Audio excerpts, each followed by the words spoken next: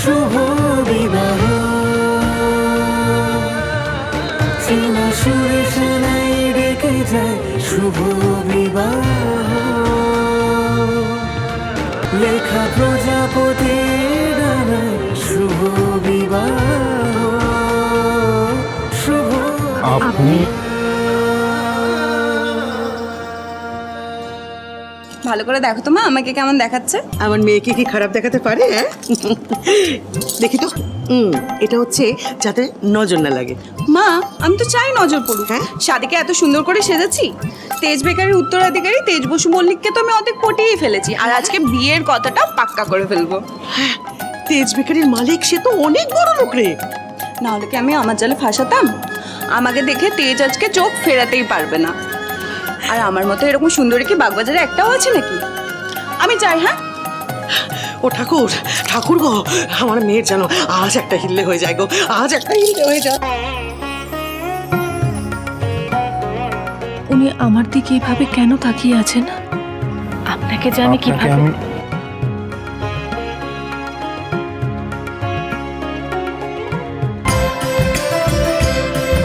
দাদা ভাই আর মিস রহস্যময়ী আবার এক জায়গায়। আপনাকে আগেও দেখেছি। আমি নিশ্চিত এই চোখ দুটোই আমি আমার স্বপ্নে দেখেছি।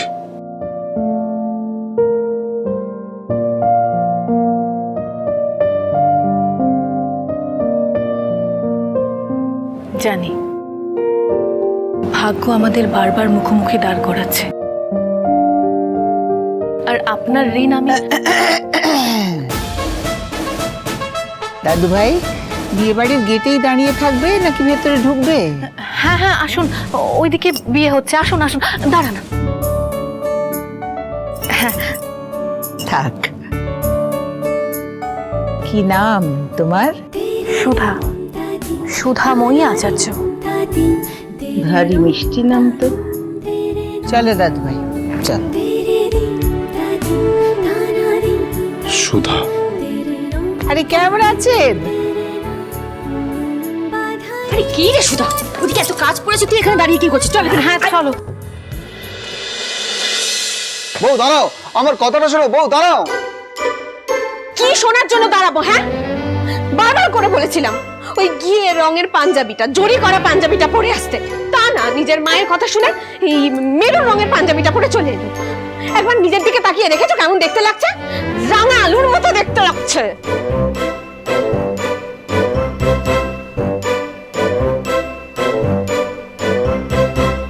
ওই ঘিয়ে কালারের জড়ি লাগানো পাঞ্জাবিটা তো, ওটা তো আয়রন করা ছিল না। একদম মিথ্যা কথা বলবে না। নতুন পাঞ্জাবি আয়রন করা ছিল না? আমাকে ছাড়া কি তুমি দুপাও হাঁটতে পারো না? কিন্তু এই বিয়ে বাড়িতে তো একসাথে এসেছি আমরা। তাই বলে আমার পেছন পেছন ঘুরঘুর করবে? শোনো, আমি তেজ বেকারির বাড়ির মেয়ে। আমার একটা সম্মান আছে, একটা ক্লাস আছে। তোমার মতো না বাটখারা বিক্রি করে কারি কারি টাকা রোজগার করলে এই ক্লাস আসে না। তার জন্য টেস্ট থাকতে হয়, বুঝেছো? যেটা তোমার একেবারেই নেই। লোক সমাজে আমাকে বর বলে পরিচয় দিতে তোমার লজ্জা করে, তাই না বউ? ঠিকই তো, তুমি কত সুন্দরী।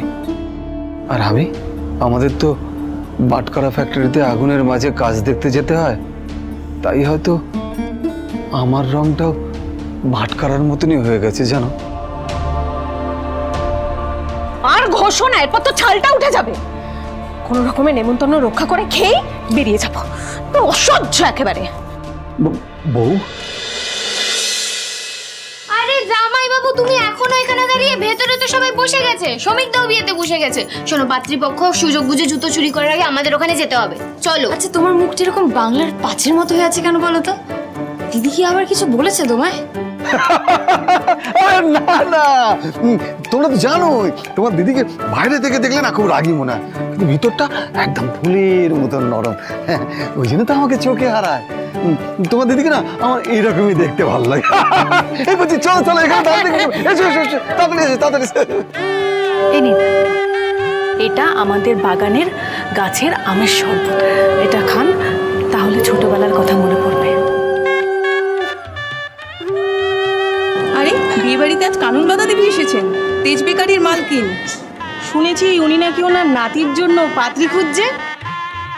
আপনার নামে তো তেজ বেকারি, তাই না? আপনাদের নিশ্চয়ই অনেকগুলো গাড়ি আছে, বিশাল রাজপ্রাসাদের মতো বাড়ি। আচ্ছা, আপনি কি সিঙ্গেল? এক্সকিউজ মি, জানেন তো, যেদিন আপনাকে প্রথম দেখেছি সেদিনই বুঝেছিলাম আপনার সাথে আমার একটা কানেকশন আছে। There is no connection. আপনার সাথে একটা ছবি তুলতে পারি? জানেন তো, আপনাকে আমাকে একই ফ্রেমে দারুণ লাগবে। সরি। লজ্জা পেয়ে গেছেন হয়তো। তোর শ্বশুর বাড়ির লোক বিয়ে ভিকিরি বাড়িতে ছেলের বিয়ে ঠিক করেছে, আয়োজনের কোনো সিরিয়াসই নেই, তাহলে মুখে বড় বড় কথা হালকা করে। এই বিয়ে বাড়িতে এসেই ভুল করেছি। এসেই যখন পড়েছিস চল হালকা করে বসে পড়ি, চল তো। এই বিজিত, হ্যাঁ বল। শোন, এই কাজটা ভালো মতো কর, বুঝলি?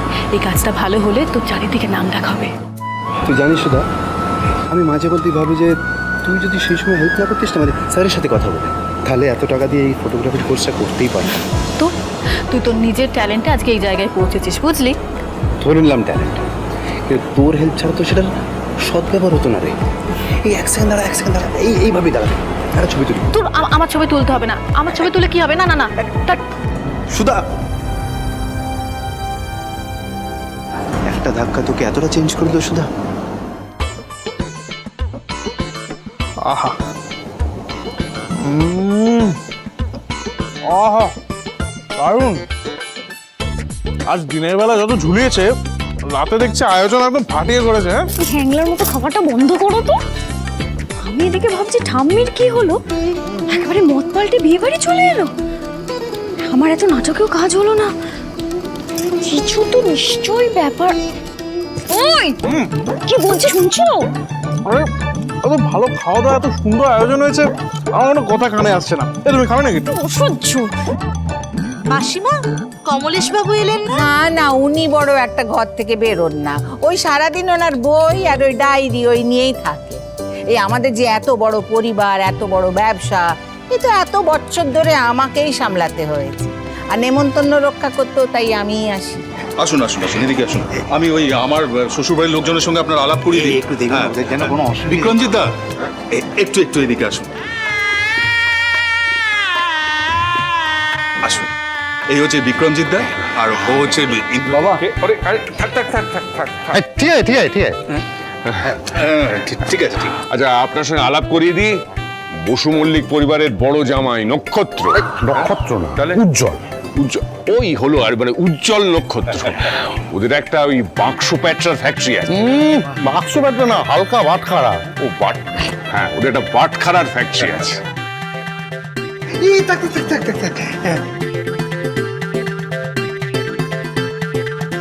আপনারা দাঁড়িয়ে কেন, বসুন না। আমি একবার ওই দিকটা একটু দেখেই এক্ষুনি চলে আসি। ঠিক আছে। একটু সামনে। বলছিলাম দাদা, দেখো, একটা কথা বলতে কিন্তু আমি বাধ্য। মশাই, একবার আসবেন। আমি এসে শুনছি দাদা, একটুখানি। এসব কথা না ফট করে বলে দিতে হয়, একটা কথা। তোমাদের ওই বাটখারার ব্যবসা কেমন চলছে? ঠাম্মি ওমা জোৎস্না, জামাইকে দেখছি না তো। ওই দিকটায় আছে। তবে যাই বল, তোর সাথে কিন্তু তোর বরকে কিন্তু মানায় না। পুরুষ মানুষের বিচার তো তার রূপ দিয়ে হয় না, হয় তার গুণ দিয়ে, তার প্রতিপত্তি দিয়ে। তো সেদিক দিয়ে আমাদের উজ্জ্বল বাড়ির খুব যোগ্য জামাই। জোৎস্না, এতদিন বিয়ে হলো, কোনো সুখবর দিলি না তো? আমিও তো তাই বলছি। আরে বাপের বাড়িতে পড়ে থাকলে কি সুখবর কিভাবে দেবে গো? শোনো, আমি আমার বাড়িতে থাকছি বলে কি তোমার খুব অসুবিধা হচ্ছে? কি গো ঠাম্মি?